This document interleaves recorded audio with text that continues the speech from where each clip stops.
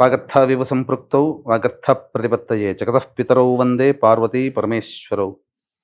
ఆదిత్యాయ చ సోమాయ మంగళాయ బుధాయ చ గురుశుక్ర శనిభ్యశ్చ రాహవే కేతవే నమః. శృంగేరి జగద్గురు పీఠాధిపతులకి, కంచి పీఠాధిపతులకి నమస్కారములు తెలియజేసుకుంటూ కార్యక్రమాన్ని ప్రారంభిద్దాం. ద్వాదశ రాశులకు సంబంధించి 1 జూలై నుంచి 15 జూలై వరకు వివిధ రాశుల్లో జన్మించినటువంటి వారికి ఏ విధంగా ఉండబోతుందో తెలుసుకునే ముందు గ్రహ సంచారం గురించి తెలుసుకుందాం. వృషభ రాశిలో శుక్రుడు, అలాగే మిథునంలో రవి గురువు, కర్కాటకంలో బుధుడు, సింహంలో కుజ కేతువు, అలాగే కుంభంలో రాహువు, శని మీనంలో 13 జూలై నుంచి శని వక్రీకరించే స్థితి పొంది ఉంటాడు. అయితే ప్రధానంగా గమనించుకున్నట్లయితే చాలామంది ప్రేక్షకుల్లో ఉన్నటువంటి చాలా సందేహాలు, కొన్ని చెప్పినటువంటి విషయాల్లో కొన్ని మాకు ఫలితాలు సరిపోవట్లేవు అని అంటున్నారు. అంటే దీని అర్థము చాలామంది చూసుకునేటువంటిది ఈ సన్ జొడాయిక్ సైన్ ద్వారా చూసుకుంటున్నారు.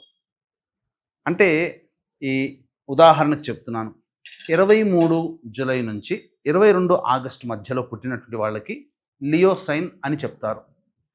కాబట్టి సింహరాశి గురించి చెప్పేటప్పుడు ఆ 22 జూలై నుంచి 23 జూలై నుంచి 22 ఆగస్టు మధ్యలో పుట్టిన వాళ్ళు చూసుకుంటున్నారు. అది తప్పు.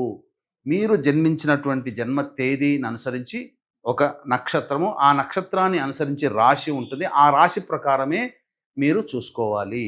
ఇది సరైనటువంటి విధానము. కొంతమంది నామ నక్షత్రం చూసుకుంటున్నారు. ఉదాహరణకి శ్రీనివాస్ అని చెప్పి అనుకున్నాం అనుకోండి, చాలామంది సి అనే అక్షరం ఈ శతభిష నక్షత్రంలో ఉంటుంది కాబట్టి కుంభరాశికి చూసుకుంటున్నారు, తులారాశికి చూసుకోవాలి. కృష్ణవేణి అన్నప్పుడు మిథున రాశి చూసుకుంటున్నారు, అది కూడా తులారాశి, అలా చూసుకోవాలి. కాబట్టి మనం అనేక విధాలుగా ఈ శాస్త్ర ప్రకారము మనకు ముందుకు వెళ్ళినట్లయితే తప్పకుండా ఆ ఫలితాలు అనేటువంటివి మనకు సరిపోతాయని చెప్పవచ్చు. ఇక ఆలస్యం చేయకుండా వివిధ రాశుల వారికి ఈ 1 జూలై నుంచి 15 జూలై వరకు ఏ విధంగా ఉండబోతుంది, ఆదాయ వ్యయాలు, ఖర్చులు, అలాగే పరిస్థితుల అనుకూలత, ఇవన్నీ కూడా క్లుప్తంగా మనం తెలియజేసుకునే ప్రయత్నం చేద్దాం. ద్వాదశ రాశులలో భాగంగా 8వది అయినటువంటి వృశ్చిక రాశిలో జన్మించినటువంటి వారికి జూలై 1వ తారీఖు నుంచి 15వ తారీఖు వరకు ఏ విధంగా ఉండబోతుందో తెలుసుకునే ప్రయత్నం చేద్దాం. ప్రధానంగా ఈ యొక్క వృశ్చిక రాశి వారికి శుక్రగ్రహ సంచారం అనుకూలంగా లేదు. దాంపత్యుల మధ్య లేదా వ్యాపార భాగస్వాముల మధ్య పొరపచ్చాలు వచ్చే అవకాశం ఉంది. కాబట్టి సంయమనం పాటించండి. ఇతరులతో కానీ లేదా మీ పని కోసం ఇతరులతో ఎవరితో కలిసి పని చేస్తున్నా వారితో మీరు ప్రేమపూర్వకంగా మాట్లాడే ప్రయత్నం చేయండి. వివాదాలకి చాలా మటుకు దూరంగా ఉండే ప్రయత్నం చేయండి. అనవసరంగా తగాదాలు వస్తాయి. ముఖ్యంగా స్త్రీలతో మాట్లాడేటప్పుడు జాగ్రత్తలు పాటించండి. ఇక ప్రధానంగా రవి యొక్క సంచార ప్రభావము కూడా అనుకూలముగా లేదు. కావున వృశ్చిక రాశి వారికి కాస్త ఆందోళనకరంగా ఉంటుంది. చేస్తున్నటువంటి వృత్తిలో కానీ, ఉద్యోగంలో కానీ, వ్యాపారంలో కానీ కొంత నష్టములు జరిగే అవకాశం ఉంటుంది. కాబట్టి జాగ్రత్తలు పాటించండి. గురువు కూడా అనుకూలంగా లేడు. ఈ కారణం చేత ధనాన్ని కోల్పోయే అవకాశం ఉంటుంది. లేదా మీ దగ్గర ఉన్నటువంటి ధనాన్ని ఎవరైనా అప్పుగా అడిగితే ఇవ్వకండి, అది మళ్ళీ తిరిగి రాదు. సమయము, గ్రహాలు అనుకూలంగా లేవు. ఇక చూసుకున్నట్లయితే బుధుడు కూడా అనుకూలంగా లేడు. తండ్రి తరపు వారితో విభేదాలు వచ్చే అవకాశం ఉంటుంది.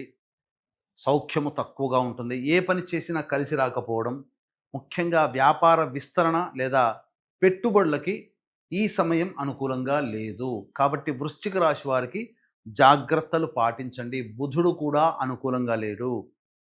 ఇక మూలిగే నక్క మీద తాటిపండు పడ్డట్టుగా ఈ కుజకేతువులు కూడా దశమ స్థానంలో సంచార ప్రభావము. ఇది ప్రధానంగా మీకు కోపతాపాల్ని తెచ్చిపెట్టే అవకాశం ఉంటుంది. అనవసరంగా చిన్న విషయానికి కూడా ఎక్కువగా రియాక్ట్ అవ్వడము, తద్వారా చాలా మటుకు సమస్యలు కొని తెచ్చుకుంటారు. ఉద్యోగములో ఈ కుజకేతు గ్రహ సంచార ప్రభావం వలన ఉద్యోగ భద్రత అనేటువంటిది ఉండదు. నిరుద్యోగస్తులు జాగ్రత్తగా ఉండాలి. ప్రయత్నం చేసి ఓడిపోయాము, విసిగిపోయాము అనే ఆలోచనని పక్కపెట్టి ధైర్యముతో, ఆత్మవిశ్వాసంతో ముందుండే కాలం మన కోసమే మంచిదిగా ఉన్నదనే భావన చేసుకుంటూ ఉండండి. ఎందుకంటే కాలం కలిసి రానప్పుడు ప్రయత్నం చేసినా విఫలమే. అలాగే చూసుకున్నట్లయితే రాహువు కూడా చతుర్థ స్థానంలో స్థితి పొంది ఉండడం, ఇది కూడా అంత యోగదాయకమైనటువంటి పరిస్థితి కాదు. కాబట్టి శని భగవానుడికి చూసుకున్న పంచమ స్థానంలో శని సంచారం చేస్తున్నప్పటికీ కూడా 13వ తారీఖు నుంచి వక్రీకరించినటువంటి శని ప్రభావము చేత, అంటే దాదాపుగా 9వ తారీఖు నుంచి దీని ప్రభావం మొదలవుతుంది. శని కూడాను అర్ధాష్టమ శని ప్రభావాన్ని కలగచేస్తాడు. వృశ్చిక రాశి వారికి అర్ధాష్టమ శని దోషం పోయింది అని అనుకుంటారు. కానీ జూలై 13 నుంచి ఆగస్టు, సెప్టెంబర్, అక్టోబర్, నవంబర్ దాదాపు 4 నెలల పాటు కూడా ఈ శని ఈ యొక్క అర్ధాష్టమ శని ప్రభావాన్ని కూడా కలగచేస్తాడు. ఏతావాత చెప్పొచ్చేది ఏమిటంటే, అసలు ఎటు చూసినా ఈ వృశ్చిక రాశి వారికి ఈ జూలై 1 నుంచి 15వ తారీఖు వరకు గ్రహాలు అనుకూలంగా లేవండి. కాబట్టి జాగ్రత్తలు పాటించండి.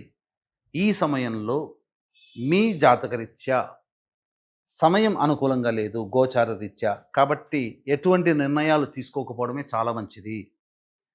జాతకంలో ఎంతో గొప్ప యోగం ఉంటే తప్ప సాధారణంగా ఉండదు. ఇక సాధారణంగా ఉన్నటువంటి వ్యక్తుల పరిస్థితి గోచారం కూడా అనుకూలంగా లేని కారణం చేత జాగ్రత్తలు పాటించాలి. నవగ్రహాల యొక్క అనుగ్రహం సంపూర్ణంగా పాటించాలి. ఇక ఈ రాశిలో జన్మించినటువంటి మహిళలు ప్రధానంగా తమ గౌరవాన్ని కోల్పోతారు. మిమ్మల్ని గౌరవించిన చోటే అవమానాలు ఎదుర్కోవాల్సినటువంటి పరిస్థితి ఎదురవుతుంది. ముఖ్యంగా ధనపరంగా సమస్యలు. అప్పు తీసుకున్న వాళ్ళు మళ్ళీ తిరిగి అప్పు ఇచ్చేటువంటి పరిస్థితి ఉండదు. వృధా కాలయాపన, మీ శ్రమ వృధా అవుతుంది తప్ప స్త్రీలకి ఎటువంటి ఉపయోగము ఈ యొక్క రాశిలో జన్మించినటువంటి వాళ్ళకి 1వ తారీఖు నుంచి 15వ తారీఖు వరకు లేదు. కాబట్టి ఏతావాత చెప్పొచ్చేది ఏమిటంటే, ప్రధానంగా ఈ యొక్క రాశిలో జన్మించినటువంటి యువతీ యువకులకి వివాహ ప్రయత్నాల్లో ఆటంకాలు ఎదురవుతాయి. కాలం అనుకూలంగా లేదు. కాబట్టి మంచి సమయం కోసం వేచి చూడండి. సంతానపరంగా అనుకున్న గురువు కూడా అనుకూలంగా లేని కారణం, సంతాన స్థానం మీద ఈ కుజగ్రహ వీక్షణ ఉండడం, ఈ కారణం చేత గర్భధారణ కలిగినటువంటి మహిళలు వైద్యుల యొక్క సలహాలు, సూచనలు పాటించాలి. లేకపోతే ఇబ్బందికర పరిస్థితులు ఎదుర్కోవాల్సినటువంటి పరిస్థితి. అయితే కొత్తగా వివాహమైనటువంటి వాళ్ళు ఈ సంబంధించినటువంటి సంతానానికి సంబంధించినటువంటి ప్రయత్నాలు మానుకోవడమే చాలా మంచిది. ఇక అన్ని విధాలుగా చూసుకుంటే ఏ గ్రహం కూడా అనుకూలంగా లేని కారణం చేత ధైర్యంగా ముందడుగు వేస్తూ దేవతా అనుగ్రహాన్ని పొందే ప్రయత్నం చేయాలి. ఇక్కడ గుర్తుపెట్టుకోవాలి, గ్రహాలు అనుకూలంగా లేనప్పుడు దేవతానుగ్రహాన్ని పొందితే గ్రహాలన్నీ కూడాను అనుకూలంగా ఉంటాయి. అట్లీస్ట్ చెప్పాలి అని అంటే ఇచ్చే అశుభ ఫలితాల శాతం తగ్గుతుంది. తద్వారా చాలా మటుకు బయటపడతారు. ఈ దైవానుగ్రహాన్ని అందరికీ అందించాలనేటువంటి ఒక సదుద్దేశంతో ఈ ఆషాఢమాసం నవరాత్రుల సందర్భంగా మీ జాతకరీత్యా కలుగు విద్య, వివాహ, ఉద్యోగ, దాంపత్య, అనారోగ్య సమస్యల నివారణకి, అలాగే ఉద్యోగ సమస్యలు, శత్రు సమస్యలు, కోర్టు సమస్యలు, గృహ సమస్యల నివారణకి 9 వారాహి దేవతల యొక్క హోమాలతో పాటుగా మేష, మిథున, కర్కాటక, సింహ, కన్య, వృశ్చిక, ధనస్సు, కుంభ, మీన రాశుల్లో జన్మించినటువంటి వారికి శనిదోష పరిహారార్థమై శనీశ్వర హోమాలు అనేటువంటివి జూలై 5వ తారీఖు రోజున సాయంత్రం 7 గంటలకి ప్రారంభమవుతాయి. కావున జూలై 5 సాయంత్రం 5 గంటల లోపల గోత్రనామాలు నమోదు చేసుకోవచ్చు. ఈ కార్యక్రమంలో నమోదు చేసుకున్నటువంటి వారికి శక్తిపాతము చేయబడినటువంటి శంకరుంగలి మాలని మీకు ఇవ్వడం జరుగుతుంది. ఇక జూలై 1వ తారీఖు నుంచి 15వ తారీఖు వరకు రోజువారీ కార్యక్రమాల్లో ఏ విధంగా ఉండబోతుందో తెలుసుకుందాం. గ్రహ సంచారం అనుకూలంగా లేదు అని చెప్పాం, కానీ కొన్ని రోజుల్లో కొంత వెసులుబాటు, కొంత తగ్గుదల, ఇబ్బందులు తగ్గుదల అనేటువంటివి ఉంటాయి. అవి ఏంటో తెలుసుకుందాం. 1వ తారీఖు రోజున 2, 3 తారీఖుల్లో చేస్తున్నటువంటి వృత్తి, ఉద్యోగ, వ్యాపారాల్లో కాస్త ఉపశమనం లభిస్తుంది. ధనపరమైనటువంటి సమస్యలు తీరుతాయి. ధనాదాయం ఉంటుంది. సమస్యల్ని పరిష్కరించుకోగలుగుతారు.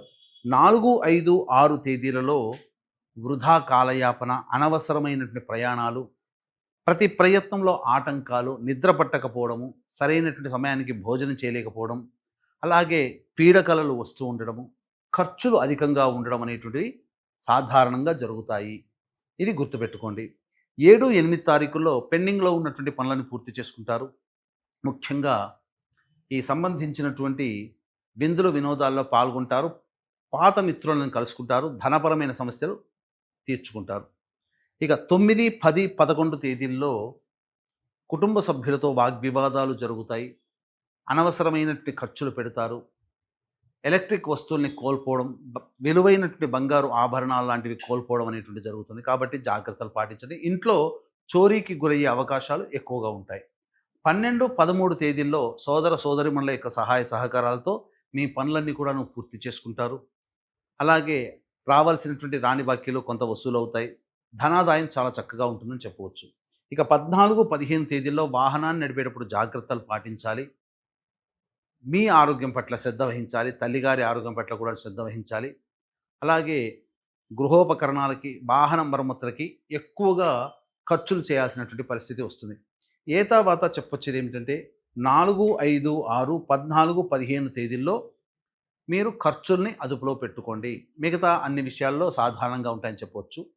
ఇంతకుముందు చెప్పుకున్నట్టుగా 9 గ్రహాలు అనుకూలంగా లేని కారణం చేత ప్రతిరోజు శివాలయంలోని నవగ్రహాల చుట్టూ శివాయ నమః అంటూ 27 ప్రదక్షిణలు చేసి ఆ ఈశ్వరుడికి గంధాన్ని లేపనంగా పెట్టండి. మీ సమస్య చాలా మటుకు తగ్గుముఖం పడుతుంది. ఇప్పుడు చెప్పినటువంటి సమస్యల కంటే ఇంకా ఎక్కువగా సమస్యలతో మీరు సతమతమవుతున్నట్లయితే దగ్గరలోని మంచి ఉపాసనాపరులైనటువంటి జ్యోతిష్యులను సంప్రదించి వారి సలహాలు సూచనలు పాటించండి. మరింత మెరుగైన జీవితాన్ని పొందుతారని తెలియజేస్తూ సర్వం శ్రీ ఉమామహేశ్వర పరబ్రహ్మార్పణమస్తు.